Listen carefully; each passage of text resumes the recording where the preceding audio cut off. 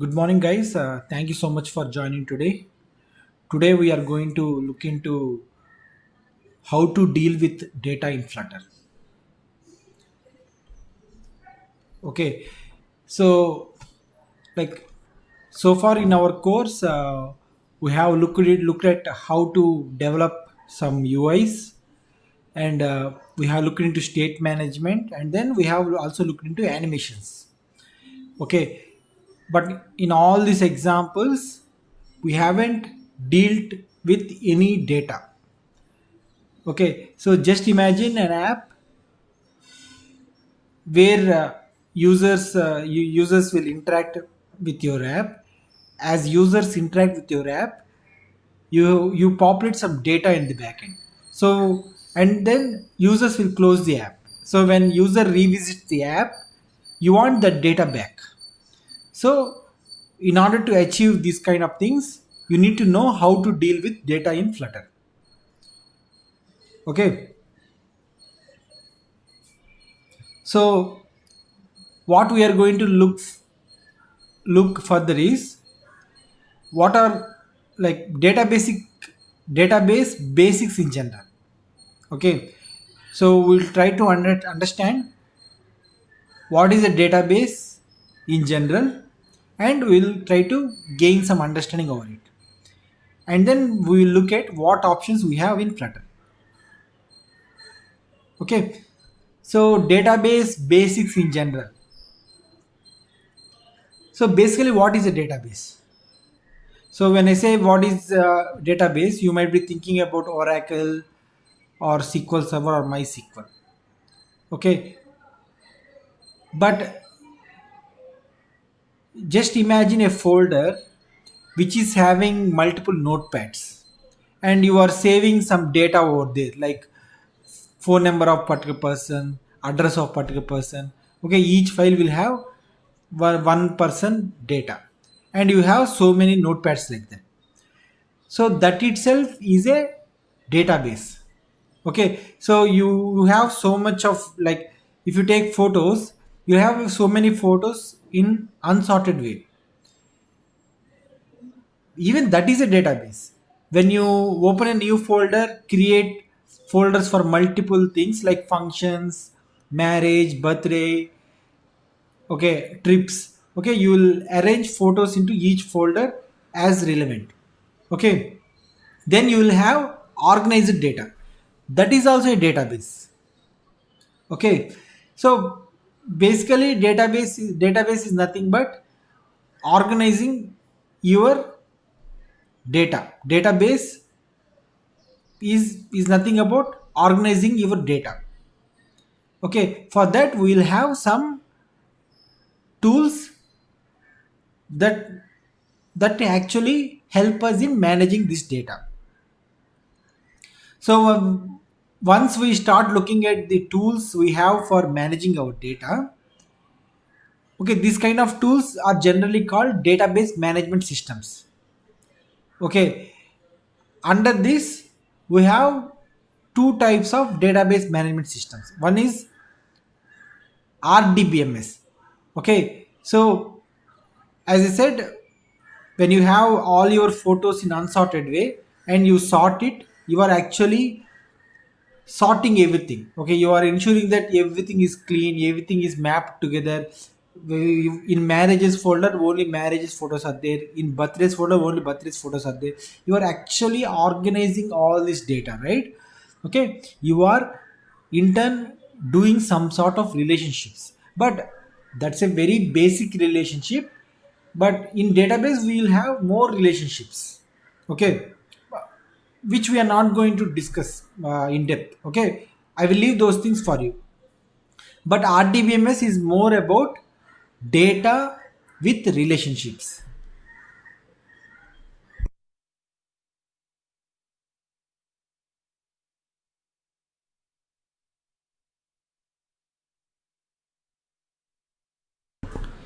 And the other type of option we have is NoSQL databases.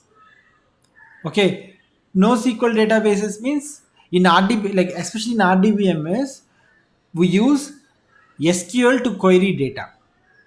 Okay, if you take the photos example which I shared, if you want to pick some image within that, you have to manually click each folder and then go there. If you write a program, you manually have to scan through all the files and then get the data.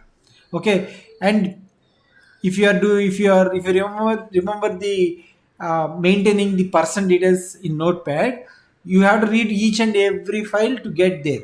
Okay, for that you need to write so much of code, whereas rdbms actually help you to get these things sorted out in form of tables. Okay, everything will be tables and table will be mapped with relationships, whereas you can write some structured query language queries, sql queries. SQL stands for structured query language. SQL queries to actually get the data. Okay, whereas we have other option called NoSQL. In NoSQL is nothing but you can't run SQL queries over there. Okay, so you will just dump data over there and then use that in your apps, and most of the operations you will do it application end only, whereas when you go for rdbms you can actually do operations at database end also. Okay, so that's the major difference between rdbms and NoSQL. Okay, so as part of our course we are not especially looking into how to deal with rdbms, but we are like RDBMA, we are going to look into web APIs. Okay, usually what happens is if there is an existing app, there is a chance that it is already running on some RDBMS database like SQL Server or Oracle or MySQL. And if you want to use same data within your app, you need to get some web APIs created on top of the database. Okay, like on top of the database, you need to get some web APIs created where you will call them through your mobile app in order to do some operations. Okay, whereas Firebase is a NoSQL database. Okay, and if you're going for a new app, and if you don't have any particular reason to go for rdbms, then you can go for Firebase. So usually when we are writing our apps, what we will do is we have to make a choice what kind of database we need. Okay, so then like if you are deciding to go for NoSQL database, Firebase is something that will be really handy for using with Flutter, but it has got its limitations. Okay, but initial stages it is very much fine. Okay, so unless and until if you think like your app is going to have so many users in long run, like millions of users in long run, then you really have to think about whether Firebase can scale or not. But initial stages with thousands of users is definitely fine. Okay, so these two things we are going to look. And SQF SQLite is a mobile database, especially for mobile usage. Okay, when we say mobile database, whenever an app is installed, if you are using SQLite, you will create a database within your mobile itself. Okay, so wherever the app is getting installed, there you will keep a SQLite database. Okay, same with shared preference. Shared preferences are like small key values. Okay, if you want to quickly share some key values, you have to go for shared preferences. So just imagine you need to keep track of how many times the app is opened, and you're not bothered about when it is opened or who opened it. Okay, such kind of things you're not bothered. You just want to know. You just want to keep some counter inside your app. Like whenever the app is opened, that counter will get increased. So something like an int called counter, open counter, and then you want to save that value without date and time, nothing like that. Okay, this kind of counter will be actually helpful if you want to make sure that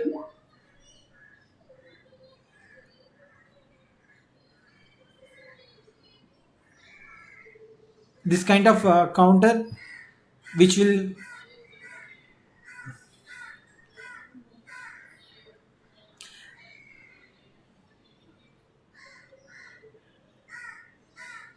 so this kind of counter will actually help you to keep track of how many times the app is opened, also to understand when to show a welcome message. Okay.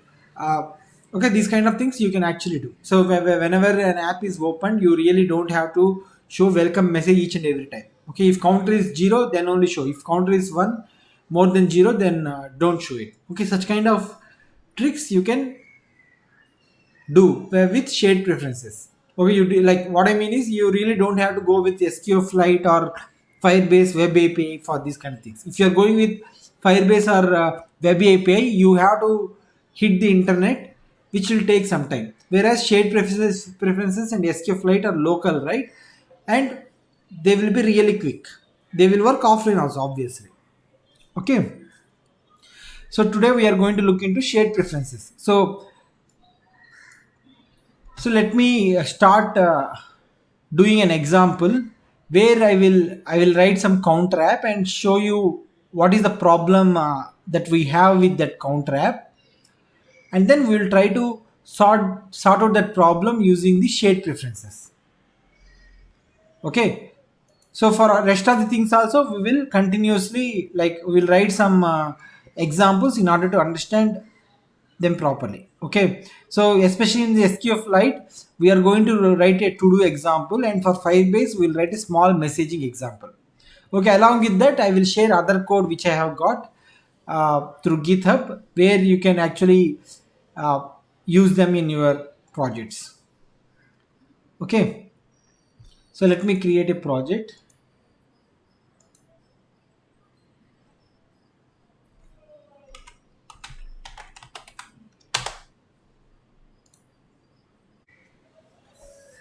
Now the app is created. So let me remove all the code and start writing a counter example. Okay.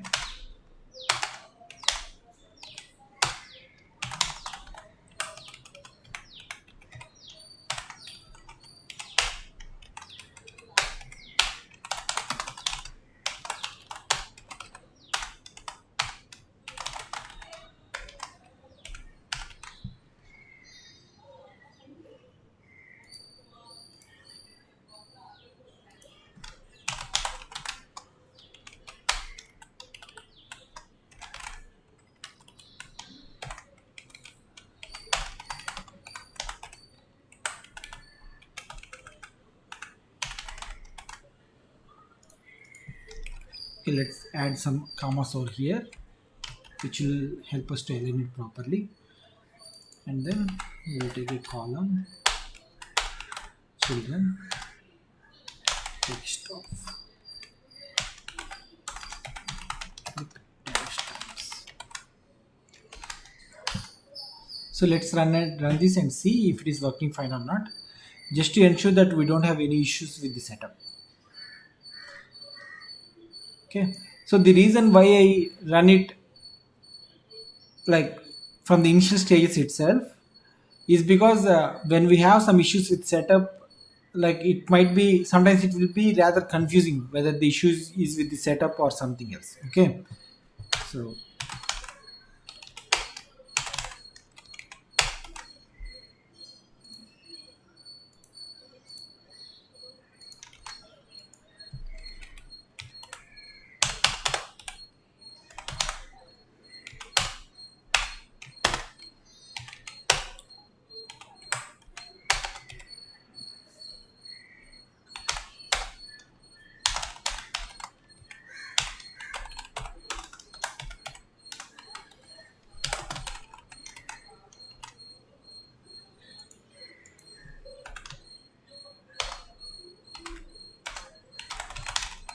so we are adding this variable and then resolving the issues.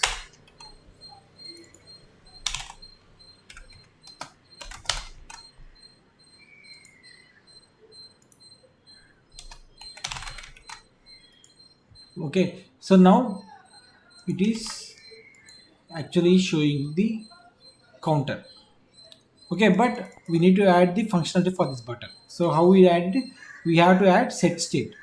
Okay, so when we go here and try to add set state, it doesn't show because this is a stateless widget. So I'm going to go here and then convert to a stateful widget, and then set state is accessible over here. So counter plus plus. So if you hover your mouse here, you can see can't be used as setter because it's final. So let me remove this final keyboard. Okay, so now if I reload this app, the counter example is ready. Okay, so the problem with this app is if I close this app and open it again, the counter starts from 0 again.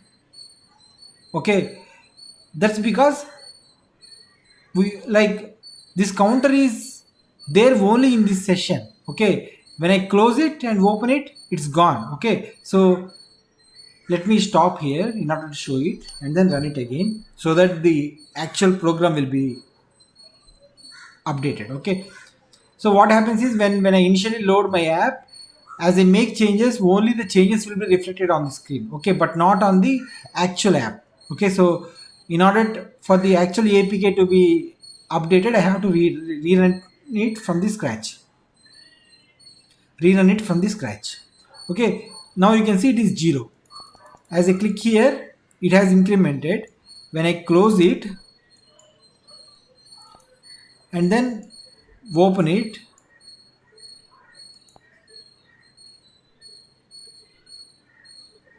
you can see that it is 0 again.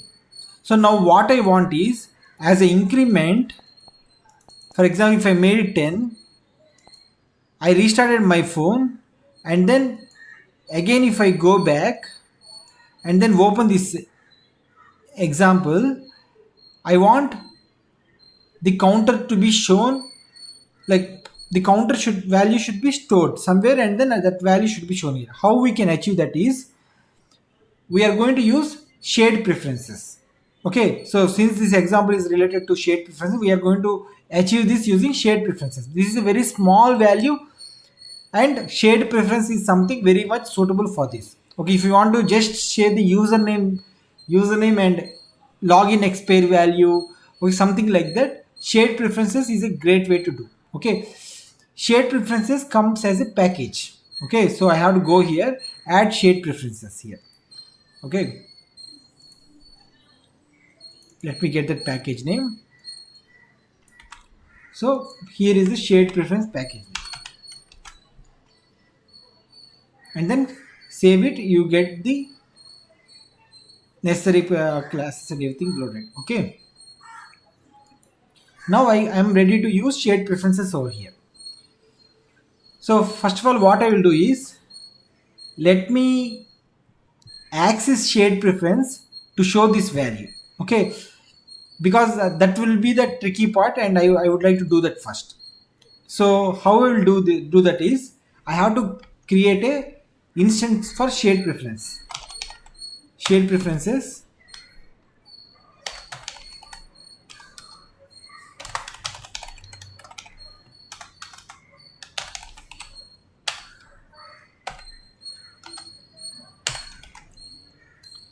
Okay, so I have given an instance of shared instance. Okay, and one thing I would like to highlight is, there are certain things you can achieve by referring to SDK code and all those things. But when it comes to dealing with data,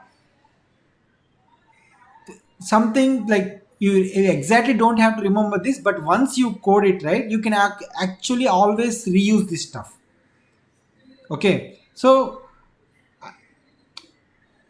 like, even though this sort of syntax is like okay, like very difficult to understand what exactly we're doing, rather than trying to remember, try to code it in a way that it is reusable, and then use it anywhere you want. So you can move that code from projects to other projects also.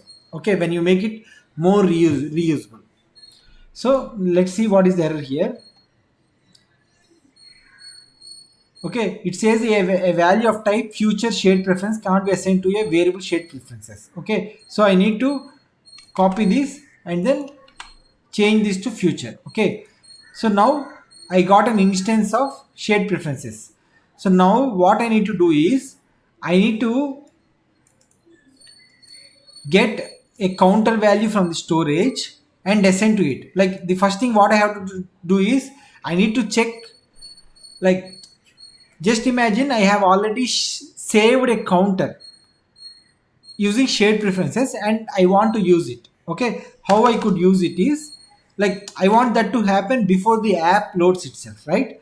So how I could do is I can add some code to init state, okay, which runs before the UI itself is loaded or not. Okay, init state, and then I'm going to assign some value. Then I need to get the value from shared preferences to counter. Okay, so let me make this underscore counter. Let me remove this also.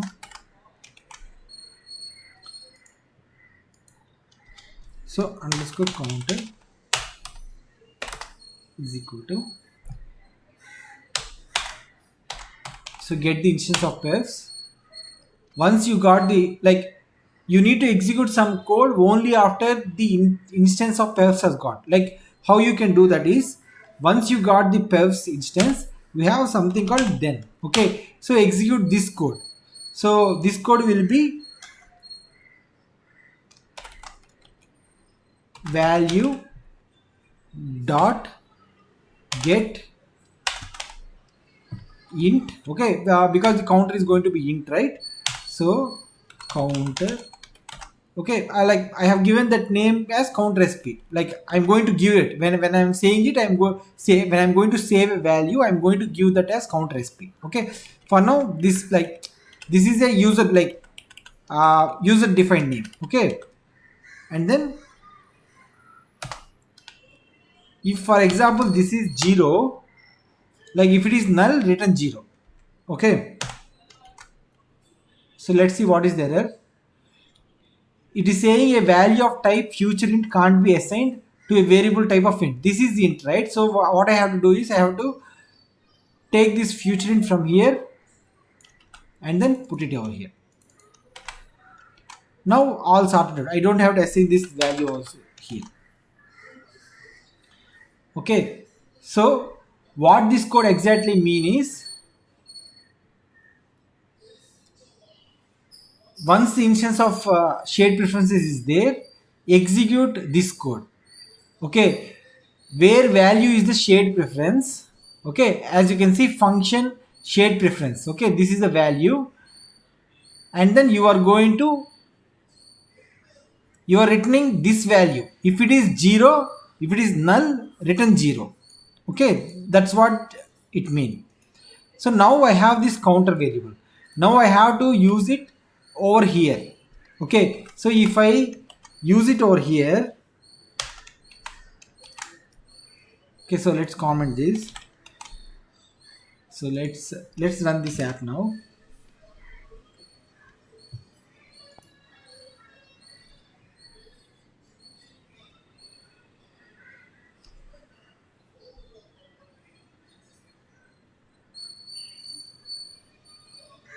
See, since this counter is of future type, when you try to access here directly, by the time it access here, it will not have value, which is a future type. Okay, I'm going to show you how we are going to access future types. Okay, so now you can see it says future of int. Okay, this is of type future of int, but it doesn't have value. So in order to use futures, what we need is a future builder. Okay, future builder, you can do it like this.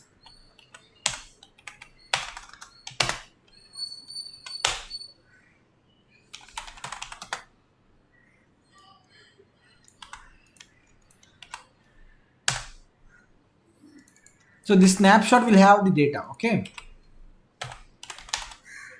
so you have to give it like flower brackets. So let me remove this. So let me run this again and see what happens now. Okay, it still shows null. Okay, how, like, we need to check whether snapshot has actually got data or not. Okay, so how we do is, if,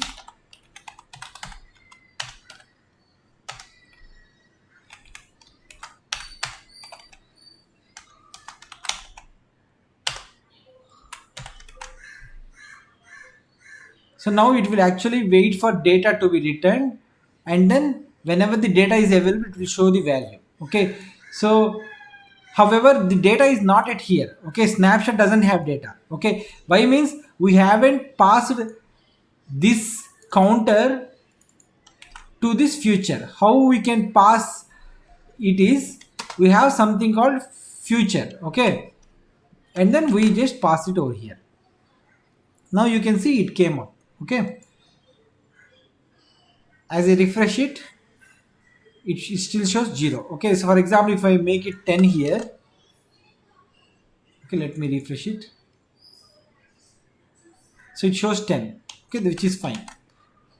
Okay, it is so quick, whereas it is not showing the low circular progress indicator. Okay, that's fine. So now I need to set the value over here. Now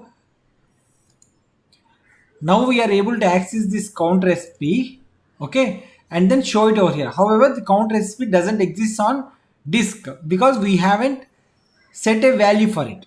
Okay, so how we can set a value for it is, we have to go to the onPressed, like, because whenever this button is clicked we have to execute some code, right? We go here, and then we'll try to get the instance again. Okay, and then we will try to set the increment the counter, like we'll set counter SP to the shade preference, and then try to use it over here. Okay, let's see how we can do it is. Okay,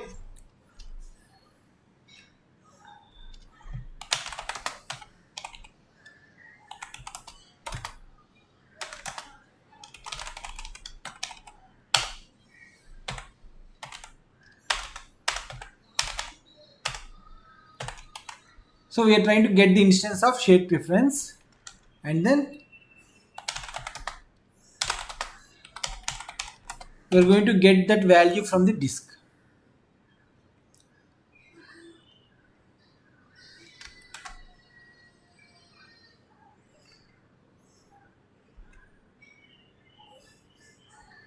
Okay, let's not. We are going to get in. We are going to get an instance of shade preference, and then we are going to set it.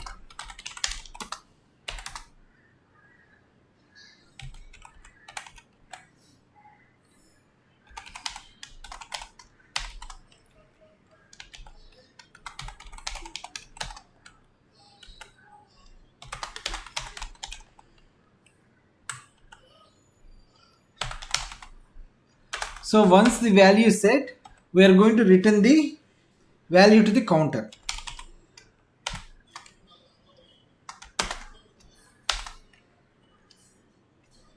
If it is success, return counter.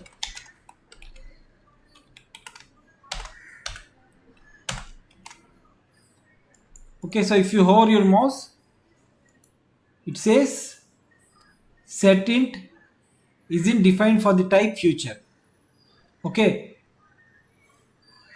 so in order to fix this, we have to add await keyword here. We have to make it async. Okay,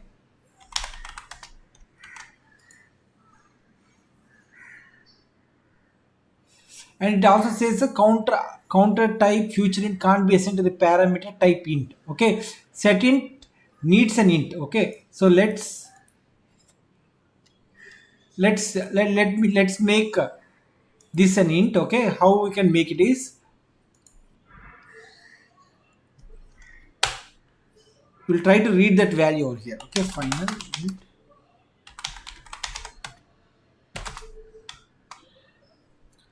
So it's similar stuff from here.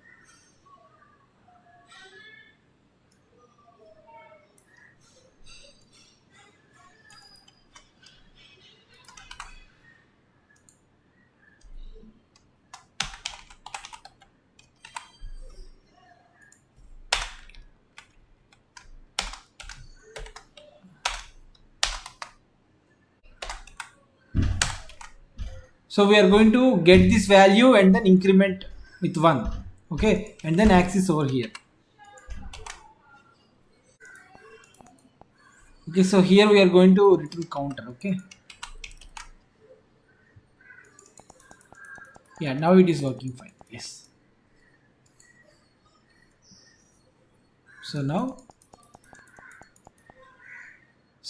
now you are able to access the counter SP and then increment it and then showing here. Like whenever set state is clicked, you are actually setting the value over here also. Okay, so let's see what we have achieved by following this example. So like now I have clicked this button and you can see that value is incremented. Even if I like, let me do one thing, let me stop the app first and then just reload it again so that the APK will be updated.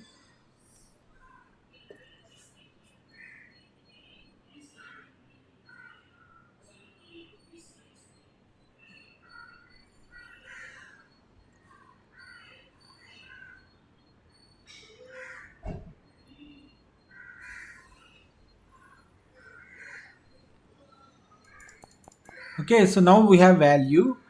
So let me close this app and then let me open the tab again. Okay, if I reopen the app, you can see that the number comes again. Okay, again I increment it and then close it,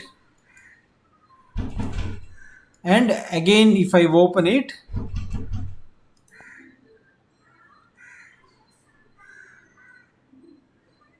you can see the number is back.